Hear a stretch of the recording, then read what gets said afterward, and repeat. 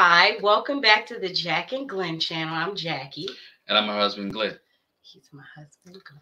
Hey, before we get started, make sure you hit that subscribe button, hit that bell notification so you don't miss any of our reviews. Tonight, we're reviewing Married at First Sight. And I'm just going to call it Michael and Chloe's wedding. That's all it was. That's all it was. It was just wedding and reception. And yeah, wedding and reception. Michael and Chloe's wedding.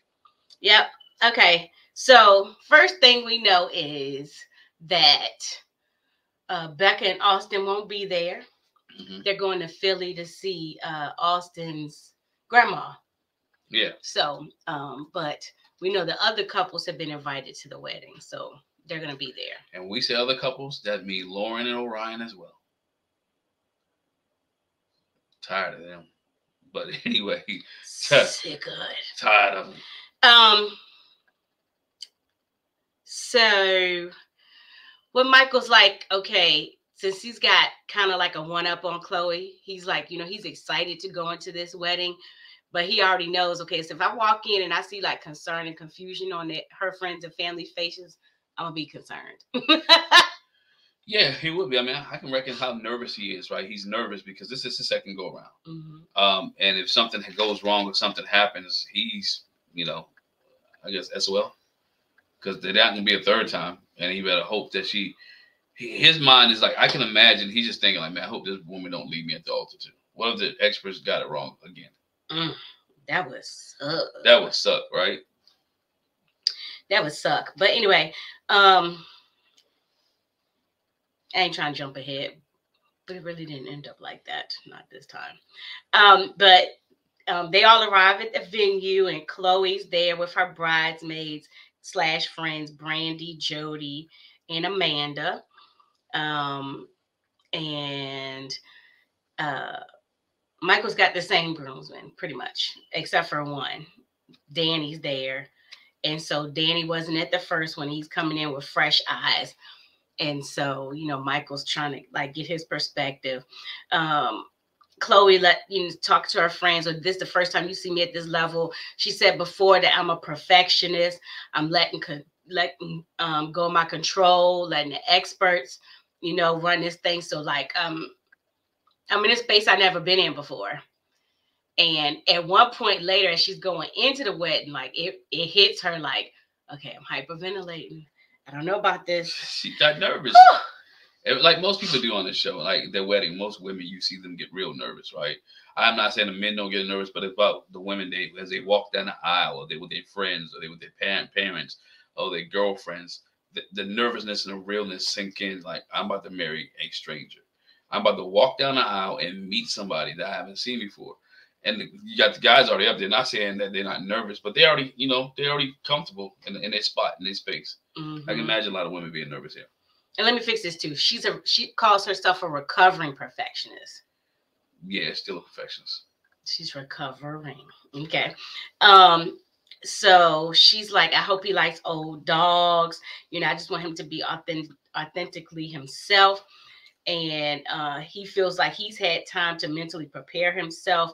And after the letdown of the first wedding, and like I said again, he said, I'm at the point where I will know immediately if something is up. So his radar is already up. Yeah. His wedding radar is up, man. That's like, hey, I'll know. Will you really? Yeah, I bet you he would. She talks to her bridesmaids about how they went to Las Vegas the year before, and her friend was like, oh, this is the last time you're gonna be with us, with nobody else to sit in the chair next to you. And they even put a sign in the empty chair and took a picture to remember, like, there's going to be somebody in this chair next time. You're prophetic. Prophetic. Prophetic. No. Prophetic. But she was like, who would have known that we would be here at this point? And yeah. So, he said this time around, he's coming into it completely different. I'm being authentically myself. Last time, the tuxedo, the suit that I picked, it was something I felt like that she would be like, okay. He said, this time I'm being me. And bruh is being him. He got a pink suit, or pink texture suit. A pink texture suit, which means... It looked nice on him, though. Technically, can he wear pink? It's not really his second wedding. Is this his second wedding? What? They don't do that with men. He really didn't get married the first time. This is the funny thing. What if she had picked that cotton candy pink dress, and she comes in pink and he came in pink? That'd be hilarious. Wild. But she did. Hilarious. Yeah, and he was like, he wants this wedding to be special and different. He wants her to accept him as he is. And he's eccentric. He was like, I don't need her to be eccentric, but if she is, that's cool. I just want her to. He's enough for everybody. Yeah, have a dynamic personality and appreciate. And he says, we want her to appreciate our sense of humor. So obviously him and his friends group had the same kind of sense of humor. Yeah, he wants her to fit in. He wants her to be one of the boys. So again, the other couples are at the wedding. As far as the men, we only see Brennan and Orion. Which I think is cheap. Yeah, I'm like... I think it's cheap. He has a safety net. He has a safety valve. He has people he can look at and trust. And these guys have been through the process. I understand you just can't have the wedding without them. You could have the wedding without them being on the show, but then the whole production crew, everybody else will have to be in different settings, right? Doing different things. And so you just put everybody in one house and you keep all the production people right there. I get it, but I jumped ahead. I didn't like the fact that they spent all that time talking to each other like the men and the women separating, and him not spending the time with his wife. I especially didn't appreciate it because why are you talking to them? Yeah, I wish Austin had been there. I would not have talked to them. Orion and Brennan, she means. Yes. Wrong two guys. Which I'm about to say. Before the wedding, Brennan and Orion come to see him in the suite in the room where he's getting himself together. And like, really, Brennan, you giving somebody advice? Shut up. I said that so many times during this episode. I was like, shut up, Brennan. Shut up, Orion. Nobody want to hear what you got to say. Yeah, sometimes you better give an advice than doing it. I'm just saying. They encourage him, be open and be yourself. And see? And Orion says in his, vignette, coming into that space and the venue and the wedding, it's like he's got a little bit of sadness in the air, but he's there supporting Michael. And sadness in the air. I mean, he was married, I think, at this venue as well, right? And when you come back to this venue and you realize that my marriage failed, and it wasn't because of anything she did, it's because of what he did. And I'm gonna say she wasn't at fault for this one. Right. He couldn't get over the fact that she made a joke. And anyway, we don't want to hash that out. But as a result, he said he's nervous to see Lauren. He hasn't interacted with her, so he's nervous to see her. So on the flip side, Chloe's talking to her friends, and it's like the one thing her friends are afraid of is that, like he won't be accepting of her. The one friend was like, if you ask me, like nobody's good enough for you. We're very, very protective of you. So we're going to be looking at how he is. And she says her thing is, what if he doesn't like me as much as I like him? And what if he sees me, he's like, no. I'm like, can't do it. Can't do it. I can't imagine him doing that, being that somebody did it to him. Yeah, I couldn't imagine him doing that either. Somebody did it to him. And now, mind you, if you haven't watched, she still doesn't know. Right. She has the no experts clue. did not tell her. No one told her that he had been down the aisle before, but didn't go through it. So interestingly enough, like I really didn't expect this from Chloe, but she had her wedding dress on with Converse, like tennis shoes. She's chill, dog. Yeah. I was really expecting her to have some heels on, but I think it was cute. It was cute. Later on, Claire complimented her, was like, "Oh yeah, you got your tennis shoes on, yeah, because at this point in the night, if you have heels on, your feet will be hurting. No, that's why you get comfortable heels. Like sneakerhead. You get comfortable heels.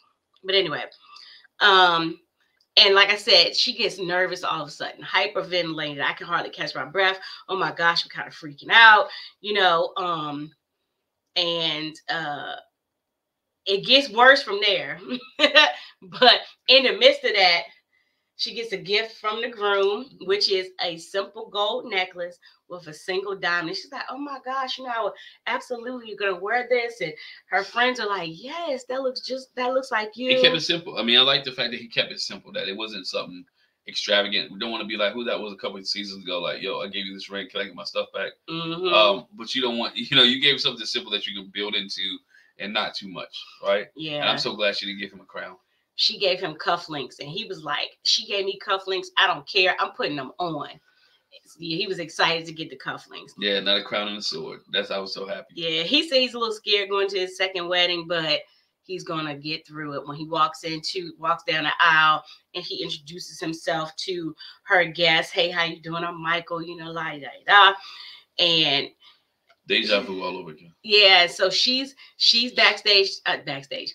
It is backstage, got her.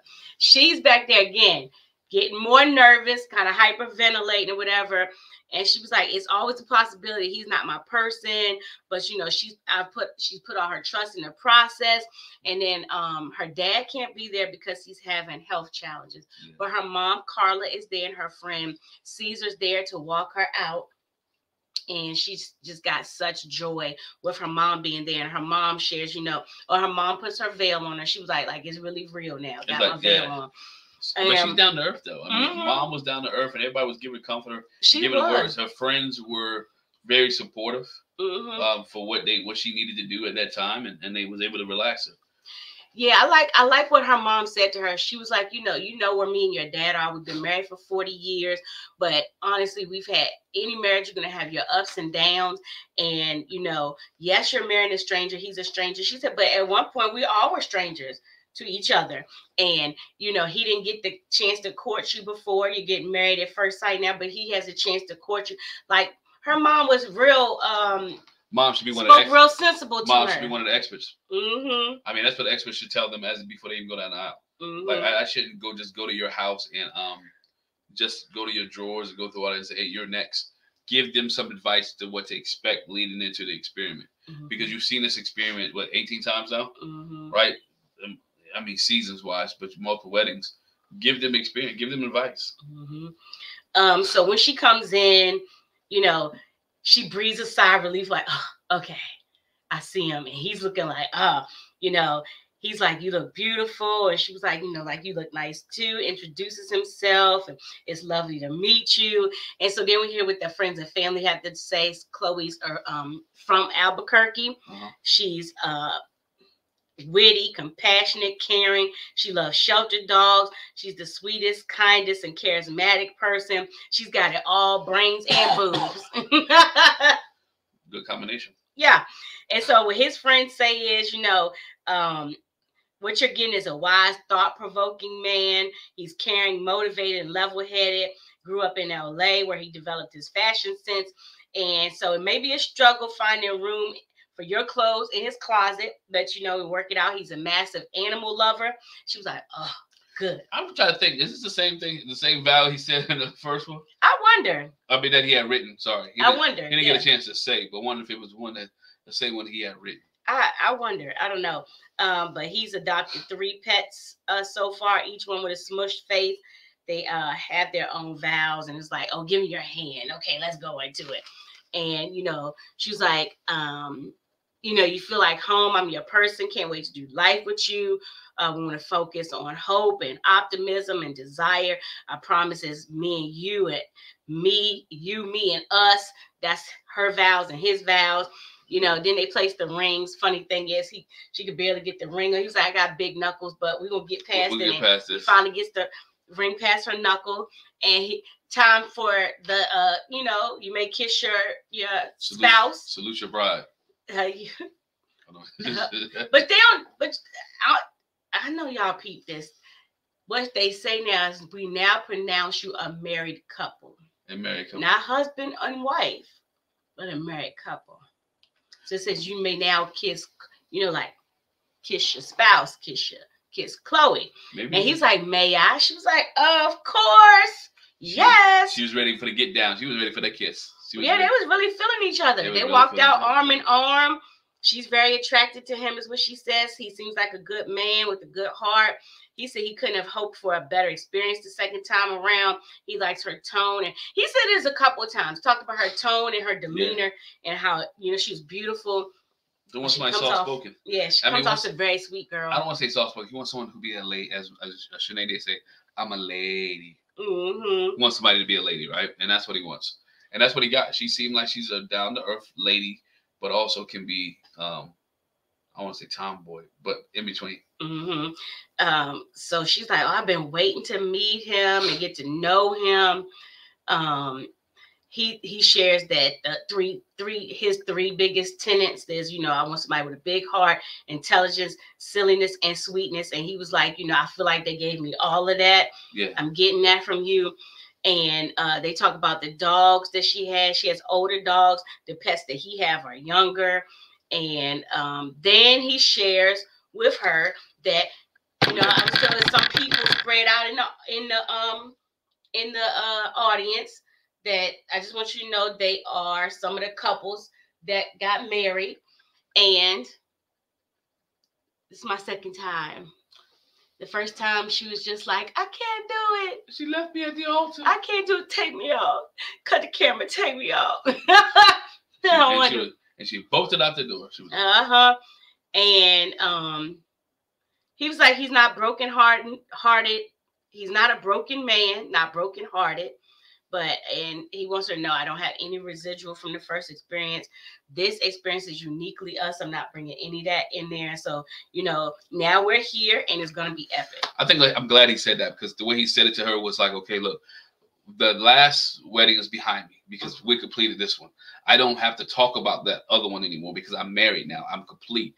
This thing is gone. But yeah, I'm not harping on it. I'm not harping on it. I don't have to harp on it. I can talk to you. We're starting our beginning right now. It is about us, not about her who left me, but it's about us. And I think that what made her feel reassured. That's why everybody was like, you know what? Michael's a good dude. He's mature. Mm-hmm. He got this. Mm-hmm. We see Lauren and Orion, Emily and Brennan, and then Claire. They're chatting outside the wedding. They talk about, Chloe's cute. They're excited for them. They look like they like each other. We get the vibe that they're into each other. And Emily made the comment, but their vows were a little vanilla. Like, just kind of generic. They're bland. What else do you want my vows to be? We're meeting somebody who I do not know. Mm-hmm. Right? So you want vows to be a whole bunch of lies and stuff that you're going to try to... I'm going to try. They said within there, I'm going to try my best. Stop making these daggone empty promises. I'll try my best to stay in the apartment after the honeymoon. I would try my best. I would try my best not to go back home and do work in the middle of the day. I would try my best not to let my dog bite yours. So while they're chatting, Michael and Chloe join them. They welcome her to the group, and he acknowledged that having the other couples there kept his nerves at bay. They introduced themselves to Chloe, and she's excited to get to know them. Claire was like, which I thought was funny. My husband Cameron's not here. I'm sure you'll meet him eventually. It just look like I told you last week. Ain't nobody letting on. They separated. But in this moment, like with Brennan's tale, offering all this advice, he not letting on that me and Emily ain't in a good place. It's a wedding, right? You want to be joyous time. You want it to be fun. You don't want to bring any drama, confusion, right? But the nerve of Claire talking about my husband Cameron just by default right now, because Cameron is still a husband technically, and he's sick. You don't want to bring any confusion to these people's weddings. Lauren and Orion said nothing. They were supposed to say nothing. They said nothing. They were not supposed to tell that lady they divorced, and it didn't last but over a week. Not any less than that, but anyway. Chloe talks about how she's been shaking all day, just like nervous. She's like, she knew that he was her match, and when she saw him in a pink suit, was like, yeah, my dude. Yeah, he says, just getting closer to the best case scenario. He wanted to have someone that was excited and optimistic and attracted to him, and he feels like he got all three of those things. And then the photographer calls him to come take pictures. And her mom's so sweet. She was like, wait, I need a hug first. She needs a hug from... We got a hugger here. She's feeling Michael. We got a hugger here. She's a hugger. yeah, she's feeling Michael. And so, you know, while they're taking pictures, you know, she was like, you know, I feel real comfortable taking pictures. They talk about his tattoos. Yeah. And how his father passed at 14. Okay, this tattoo is for this, and this I got an L over here for my mom. I got a purple diamond for my sister, and you know we'll go through all of these. And she was like, you know, with the tattoos, I know that takes a level of commitment. Yeah. So you know, I'm interested to find out more about his tattoos. And you know, then they take their picture by themselves, and she was like, "Oh my gosh, isn't this supposed to be awkward?" The photographer's like, "It's not awkward." No. You know, they joking like, she was like, no, it's not. It felt comfortable to them. Yes, like really natural and comfortable. And he says, you know, I feel in our own way, we kind of already developed an intimate relationship. Like they feeling each other. They have an instant attraction. They do, but he's spitting game right there, though. Yeah, they have an instant attraction. We got an instant attraction to each other. But I'm talking about like he just taking pictures. He just kissed her. He was like, you know, it just felt natural, you know, to do that. She was like, mm-hmm. I felt it too. I felt it too. And they had smiles. And there was smiles all day. Yeah. They had smiles and it was grinning. Even when they was talking to each other's family, there were smiles. Mm-hmm. So no one was trying to sabotage. No. And so for once, we get the wedding into the reception, yes, and then into them going into the honeymoon suite. So it's reception time. You know, she comes in. I feel like as soon as they sit down, like she remarks that the venue's beautiful, looking around. Oh my gosh, this is beautiful. Clink, clink, clink, clink, clink, clink, clink, clink, clink. They start clinking the glass like, dog, I bet I just sat down. And he was like, oh yeah, that means they want us to kiss. And she was like, well, lay one on me then, baby. I was like, she's funny. She's funny and she's fun. And I think that's what she needed, because sometimes Michael could be serious and stuff, and now you work on. You want somebody who's fun in your life. Mm-hmm. So the other couples remark, Emily's like, oh, they're so cute. And then Orion has a little conversation with Lauren. So how have you been since everything? And at first her face was like, it's confusing. But then she answered the question, like her face looked at him like, don't talk to me. It's confusing. I don't want to talk to you. I don't want you to talk to me. I don't want to hear your story. Yeah. We're divorced. We're separated. You go your way. But when she responded to him, it didn't. Her face gave that. But what she said to him didn't. She was like, you know, I've been doing really good. I started back doing yoga and meditation. And Claire chimes in because at first I guess she thought it was a group conversation. And she was like, yeah, me, same. And Orion continues to talk to Lauren. And you said awkward. It had nothing to do with you. Nothing to do with you. He's like, okay, Lauren. How have you been, you know, emotionally getting back into the groove? And she was like, yeah, it's been up and down. He's like, yeah, same. And he says, you know, before the night ends, is there anything you want to have a conversation about? And she said, no, I don't have any lingering animosity towards you, you know, or towards anything that happened. I've had an opportunity to step back and take emotions out of everything. That's been refreshing. And she said, I think back to the day that I yelled and I took yelled at you and took my ring off. And she's like, it scared me because I usually don't act like that.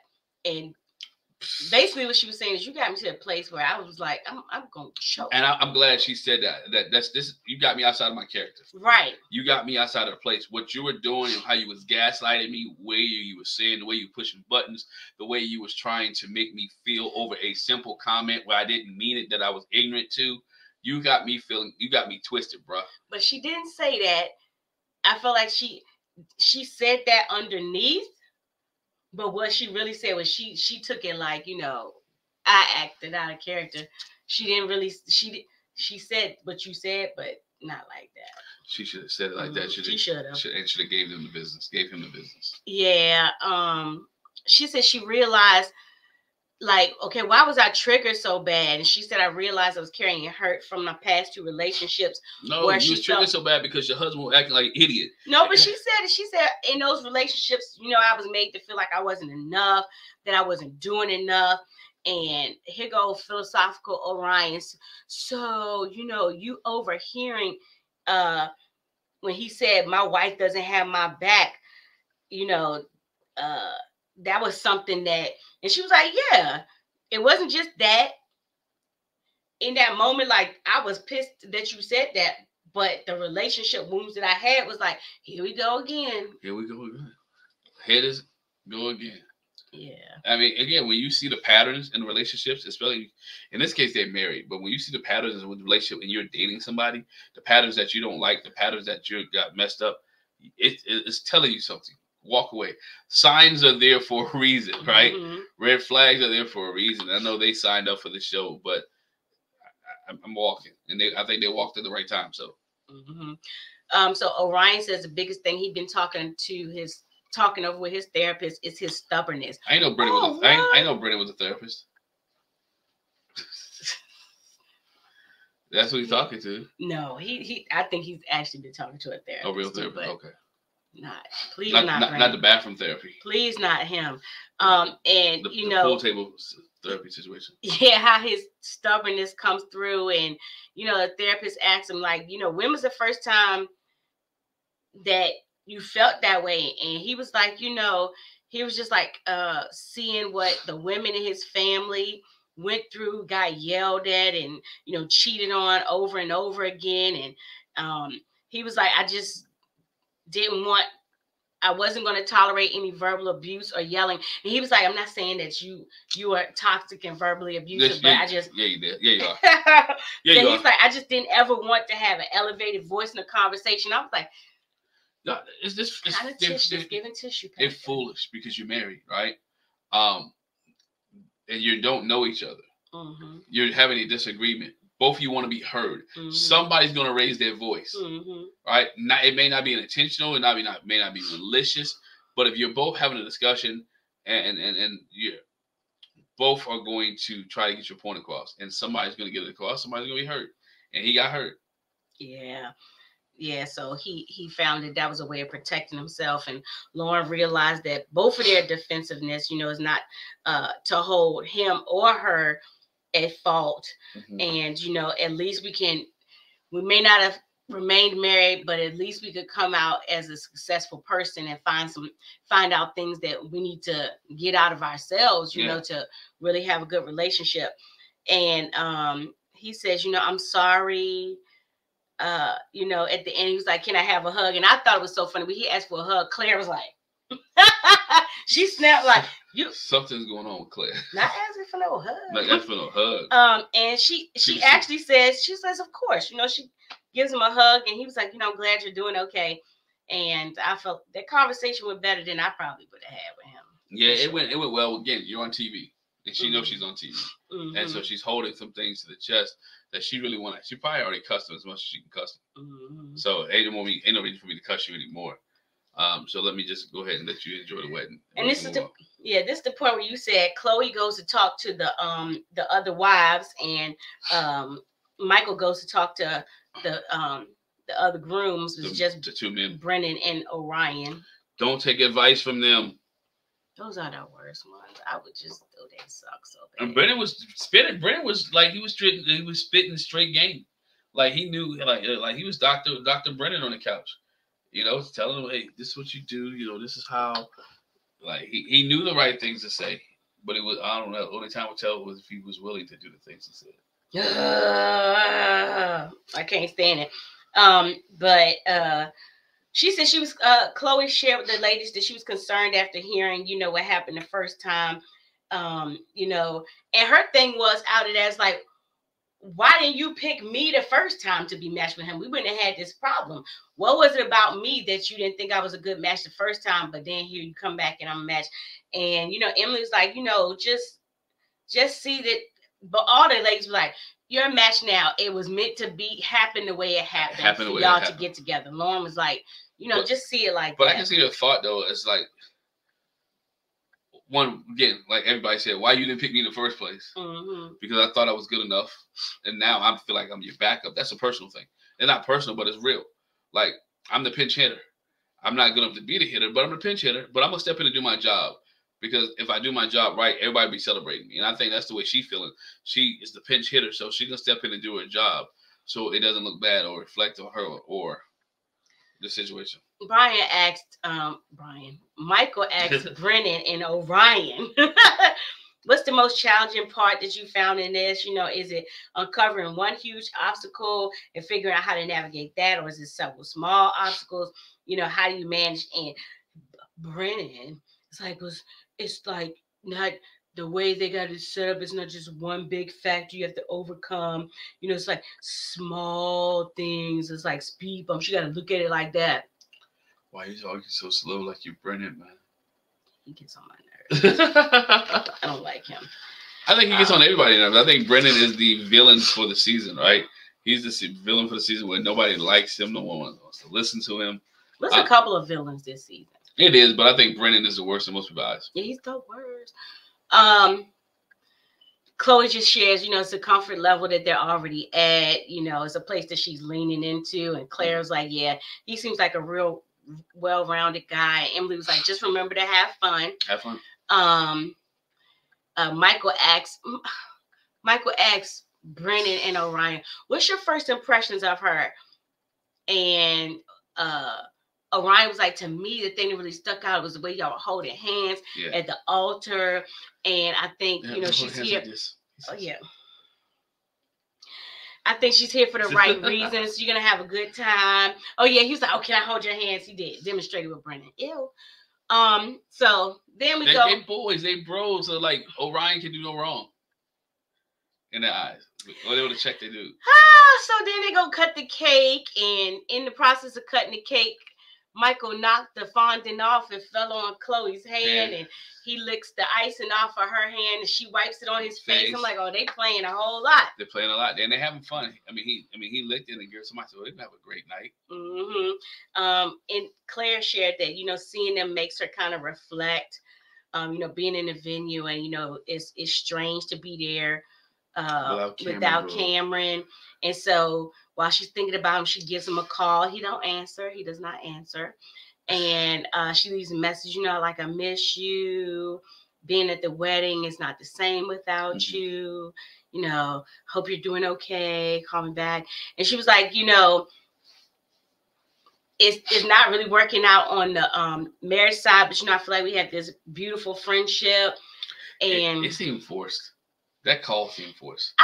It didn't to me. It really felt like in the moment she had a moment where she missed him. And so it was feeling like more than a friendship to me. It was feeling like kind of a little bit of nostalgia, reminiscing, like, oh, I was here. You know, I wish he would have answered. I wish he would have answered the phone. I wish he had to. I want to hear that conversation. So as a side note, let me say this. I don't know how long after Cameron's procedure that this wedding took place, but he explained that he had flutter, atrial flutter. The person, I'm just giving y'all a little background because I do this every day.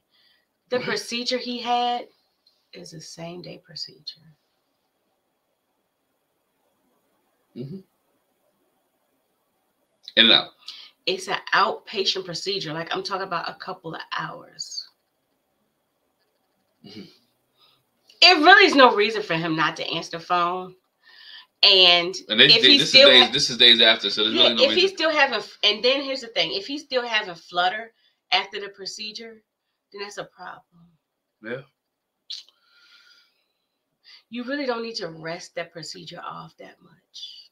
But I'm just saying. Keep saying. It's really no reason for him not to answer the phone. So I feel like Lauren said he may be busy. He might be asleep. He might be doing something. We don't know what was going on. We don't even know what time of night it was. Right. No, I'm not saying that. I'm just saying, just for the record, because I agree he could have been asleep or whatever. But I'm just saying, a little bit is given. Don't want to be bothered. Yeah. It's given. Don't want to be bothered. It's given. Don't want to be bothered. I like to see his answer. That's all I'm saying. It's given. Don't want to be bothered. But he said that. He said it in the previous episode. He don't want to be bothered by her. But that was before. Now at this point, ain't she showing Karen concern? That's a little jerkish. Yeah. To me. But anyway. We'll see if he calls her back. We don't see in this episode, but maybe he calls her back. She said she ain't talked to him all day. Lauren was like, what Lauren says when she comes back, did you talk to Cameron? What did he say? And she was like, he didn't answer. He didn't answer. I ain't even talked to him all day. And here's Lauren making excuses for him. I guess made some excuses for him too. But I did. But Lauren made excuses for him. Why he may not answer the phone. So yeah, and Claire says, you know, in this space, again, reminiscing, thinking about it, if it wasn't for y'all, I was very close to having several moments of breaking down, but I'm glad y'all were here, and Lauren and Emily was like, we're glad to have each other here too. Then we see Michael talk to Chloe's friends and family. He says, he picked up on her energy, her excitement, her energy preceded her, and he tells her family about him being left at the altar, and they were like, man, the fact that you're back in this space, it's it shows, courageous, you're a strong guy, and she talks to his friends and family. How do you feel about his style? She was like, I like his style. And okay, so Michael comes to you and he says he wants to buy $1,000 pair of shoes. What you doing? And she was like, I'm a minimalist. That's me. If my partner wants to buy a pair of $1,000 shoes, like, I want my partner to do what makes them happy. And I wouldn't do it, but I'm not going to dissuade him. My thing is at what cost? But again, it's their relationship. Yeah. I'm not involved in their relationship. What I'm saying is their relationship. They got to do what they got to do. But those are conversations you got to have. Yeah, and his friends was like, well, I was hoping, you'd be able to talk him down because he'd be really extravagant. It's a couple pair right now. You know what I'm saying? Yeah. She says to his friends, I'm glad the experts kept me in the dark because I didn't, it would have given me a skewed kind of view or whatever. But I've been focused on his feelings all day, just making sure he's good or Make whatever. Sure he's happy. She was intentional. See, that's the intentionality in the relationship. There was intentional. Mm-hmm. And she was like, if they had told me, I probably wouldn't have continued. But I'm thinking more so because, again, why didn't you pick me the first time? Why? So not so much about him, but, on her. Her fear was that he hadn't sat with himself and what happened and healed. And his friends was like, no, he's very cerebral. Yeah. He's put in the effort to, heal himself in the time. And, she's like, I could tell he's, very intelligent and, he loves to learn. And they talk about, do you want kids? She was like, no, I don't want kids. Instead, it's all these kids out here that are up for adoption and for fostering. And why not just get one of them? And we can just have one over here and one over here. And they kind of looks concerned. But then we flip to his conversation with her family. And he says he doesn't have a personal desire for kids of his own.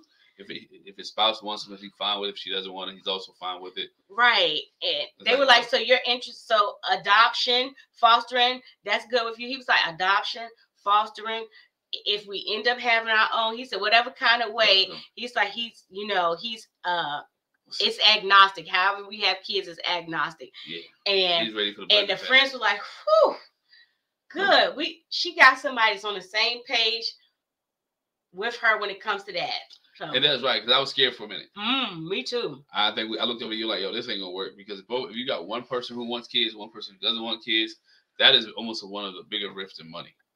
Somebody's going home, somebody processing gonna stop, something's gonna happen, because you have to be able to compromise. But it was willing to compromise on this whole adopt thing. And what she says, adopt. I'm calling it adoption.